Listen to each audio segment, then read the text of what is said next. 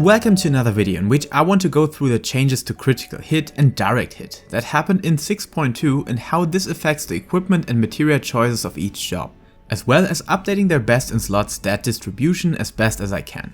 However, please note that I'm not an expert for any of these jobs, so I highly advise you to check out the respective job sources on either the Balance Discord, Icy Veins, or other trustworthy sources that have much better in-detail knowledge than I have. Above that, we're just 2.5 weeks into the patch, so in-depth tests of how these changes affect individual jobs might still be preliminary, but there's a clear trend and indication, especially by how Square have titled and designed critical and direct hit now. But of course, first of all, let me tell you what changed about these stats and why is that important. They have made the whole critical hit and direct hit differentiation much more easy, and now it basically tells the player that critical hit is the way to go because it still offers the most damage increase when you deal critical hits, as well as progressively stacking that crit damage the higher values you reach.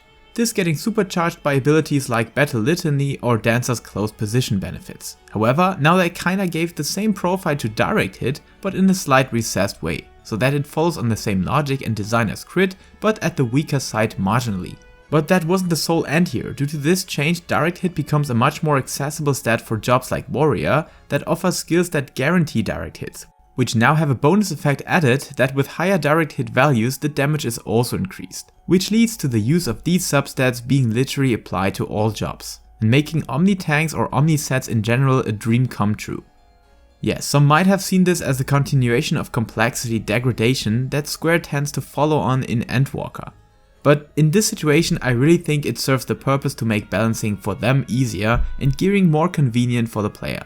So to summarize the whole idea behind it, critical is the stat to go, while direct hit is applicable to all jobs now and can be slightly favorable over determination for especially those jobs having skills like reassemble or inner release. However, as the time will show, I highly suggest that the difference between a full maxed out determination substat will be nearly identical to the one focusing on direct hit. For healers, direct hit still doesn't increase your healing output, so keep that in mind if you measure these against each other. All this leads to the fact that only skill or spell speed tiers are the determining factor to certain melds and substat choices, which again are affected by the ping or latency that your game is running on, where in general slower tiers are better for slower ping and on fast ping nearly all tiers are possible. On top of that, and in case you're wondering, and before I need to mention this each and every time, sacrificing main stats for substats should always be avoided, and higher item levels are favorable nearly all the time. So start with this priority, weapon damage followed by the job's respective main stat like dexterity, intelligence, mind or strength, and then decide between optimal substats, except you really want to avoid certain tiers of skill speed or spell speed, which is the only time you can break this rule. But now, finally, to the best substats and melds for each job, which you should definitely look at with a grain of salt due to the lack of long time testing, which I will update as soon as we got more data and info in a further video or added spreadsheet to the description of this one here. Alright, let us start with the Dragoon that more than ever before wants to stack critical hit, because of Battle Litany and Life Surge, followed by either direct hit or determination, where I would slightly favor the first due to Square's indication of hierarchy these stats follow on. But as the Dragoon has no skill affecting direct hits, they might be differing only in unmeasurable ways. Skill speed, however, should mostly be avoided and kept at a minimum value of 400, leading to a GCD of 2.5. That opens up the best comfort to land OGCDs in between weapon skills, while making sure to have perfect burst window alignments. The Ninja goes down the same path with less emphasis on critical hit, but the same equivalence of direct hit and determination with again a mild feasible favorability to D-hit, due to the reasons mentioned earlier, yet no skill affecting these. Skill speed, however, is definitely to avoid here due to the ninjutsus not being affected by the stat entirely, because their cooldown is carved in stone and the ninja having a lot of OGCDs at their disposal that are not affected by skill speed at all, which of course counts for all the jobs that have non-dot OGCDs. Leading to the next territory of jobs that need a certain skill speed tier to make their rotation work and loop correctly, starting with the Monk that requires a skill speed of 766 to avoid the drift of Riddle of Fire. So make this your first priority after the main stats, then go for critical hit followed by either determination or direct hit. The Samurai on the other hand takes this to another level because of the many possible options for skill speed tiers and that it naturally scales well with the long and many GCDs. But primarily for aligning Higanbana or Tsubame Geshi with party boss, as well as your own rotational loop. However, the trend and the best samurai players seem to favor the lowest tier, ranging between 576 to 648 skill speed and then going full ham on critical hit. Then followed by direct hit, but I have also seen some people measuring determination equally to D-hit. So definitely check out the many gear guides on the balance, icy veins, or put out your own possible gear set into the Atro Spreadsheet Maker, which is a phenomenal tool to measure differences between tiers and when to reach certain breakpoints for the next best GCD window and such. Okay, last but not least the Reaper, which is way more flexible than any other melees, but also doesn't benefit too much from skill speed, other than having access to more fitting time windows inside of your arcane circle buff duration, or better timings for when gluttony is ready again. So here I simply recommend to go for the highest possible item level with either critical hit and direct hit on it, and then get yourself to a skill speed tier that you find comfortable to use. Just go in there fight dependent with buff food that ranges to enter another skill speed value or fits your soul harvesting needs. On the ranged physical roster, Bard is the first one that hasn't changed since my last video, not hating skill speed due to the dots being amplified by it, but it's the least favorable stat still. So go for something in between 474 and 546 to benefit from smooth rotation timings, and then ignore the stat as best as possible. Dancer on the other hand will see a slight difference from the change, at least on the balancing side, but that is mostly Square Enix checkmark, and you should still favor critical hit over direct hit, over determination, and avoid skill speed as best as possible to avoid alignment issues having the potential to drift your rotation apart.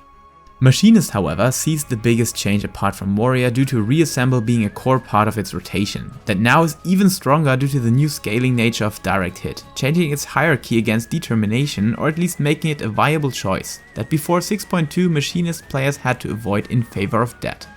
Skill speed again after reaching comfy tiers and solid ways to perform your rotation should be avoided, and I highly recommend a slower one because most of your skill kit is not affected by skill speed, even though your big attacks are reduced in their cooldown, which leads to the potential of using the same gear for all 3 jobs now.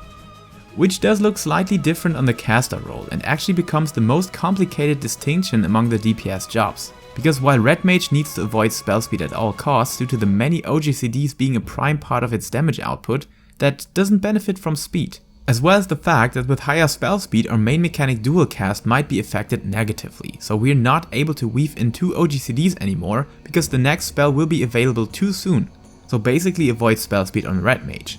However, the summoner takes this to another level due to the worst rotational drift that can happen at a very mild pinch of added spell speed. The solution here is to either go full ham on this stat or to avoid it as best as possible.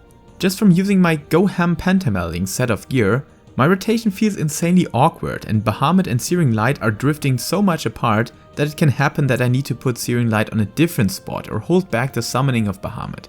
So I will go for the lowest amount of spell speed as possible and favor the big critical and direct hits over it, being the simple solution as most of your kit consists of instant casts anyways. But unlike in Shadowbringers, there's also the other way around because of how Bahamut's and Phoenix cooldown are being reduced by your spell speed value. You gain more frequent access to these powerful stances, which leads to a powerful twist because when you can avoid the 1 or 2 Rune 3s inside of your whole rotation loop entirely, this will increase your damage significantly and might return the loss of damage due to missing out on direct hit or determination. So whatever you choose for, make sure to go in either one of these directions. On the Black Mage, the usual formula applies as well. However, spell speed scales very nicely with the long casts, and even though you're having many instant casts, don't forget about the recast timer benefiting from spell speed as well, and due to the lack of offensive OGCDs, Black Mages can really use a healthy amount of spell speed. Some players do recommend a minimum of 1350, but it is playable at the lowest possible value as well. So go out there and hit the sweet spot that you feel comfortable to use for slide casting and things alike. But of course, if you want to play all 3 casters with one set of gear and melds, going as low as possible with the spell speed stat is the only solid option, due to the bad scaling on the Red Mage. But for Summoner and Black Mage duo sets, you could opt for high spell speed tiers, which were not possible in Shadowbringers or before.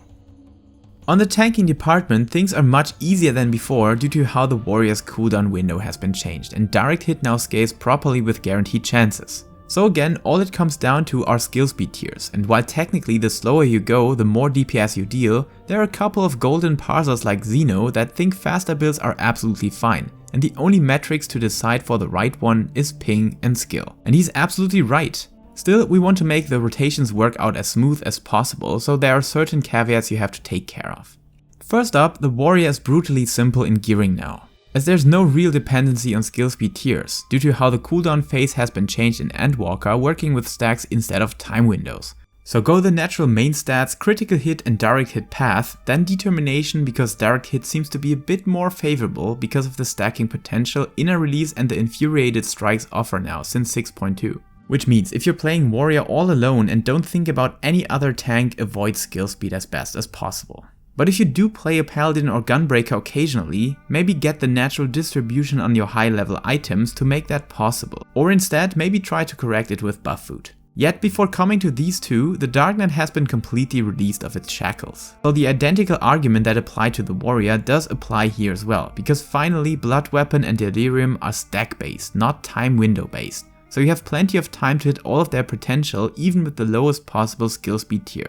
Still, you should remember that this is heavily fight dependent, and you definitely want to avoid that your living shadow is fighting thin air, because the boss dissipated too early for your slow build. So try out what you feel comfortable to use, or simply go for the safe 2.41 GCD tier that Xeno recommended, which harmonizes well with Paladin and Gunbreaker too. Speaking of which, Gunbreaker wants all the same raw power, but with one exception, being the GCD tier that allows 9 weapon skills inside of its no mercy buff duration. So put in skill speed to reach that point and meld and gear according to personal preference afterwards, with the usual hierarchy in mind.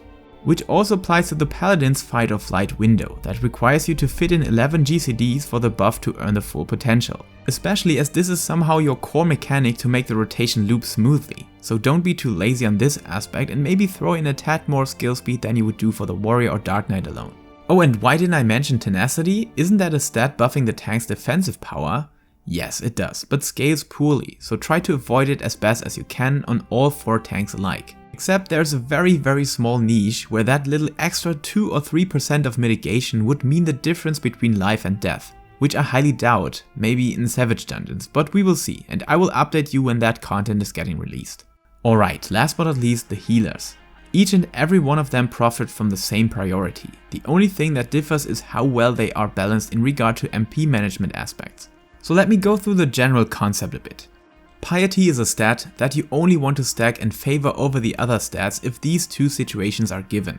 First, you run out of MP very quickly, and second, you cannot avoid doing so by managing your MP better, which simply means using your kit more efficiently. Basically a real MP struggle situation in which Piety is a very powerful and handy stat to go for. The clue here though, wasting your MP mindlessly will never get compensated by high amounts of Piety, so take into account that making wise usage of your efficient kit while remaining sufficient enough to keep your party alive is the top priority. Therefore, and due to the fact that Piety cannot really be avoided on your gear, always aim for as low Piety as you can go, while still not falling into the magic points abyss.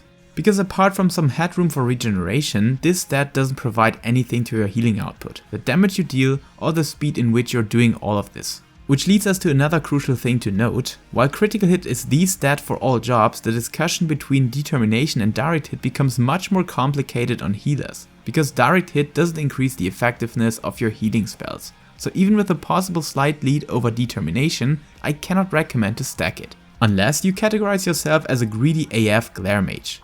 On the other hand, spell speed is also a bit of a problem, because there might be certain speed tiers for different encounters, but on the other hand, there's no rotation a healer has to take care of. So the negative side of spell speed is the more important metric to look at, because with higher speed, you need more MP.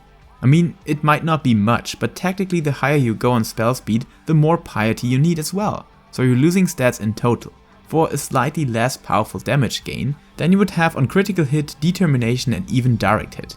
But I would still prefer it over direct hit because it also amplifies your healing output. So go for that much piety that you can't live without while not wasting MP, followed by critical hit, then determination, then spell speed according to the encounter, and then direct hit. The piety value, however, depends on the healer you're playing, and as I haven't played them actively or in high-end content yet, you have to figure out for yourself which of them is more prone to an empty MP bar. Oh wow, that was definitely much longer than I expected, but the more I hope that I was able to clarify substats and their effect on each job and role, so that you're able to start your journey for the best in slot for your job or many jobs at once. Just remember, gearing in Final Fantasy is not nearly as crucial as hitting the right buttons, so make sure to check out the comprehensive job guides of the many other 14 creators out there. Or like I mentioned already, check out the written guides on either the Balanced Discord, Icy Veins or Salted Final Fantasy XIV as well. Or check out my updated 5-minute guides for Endwalker, coming very soon.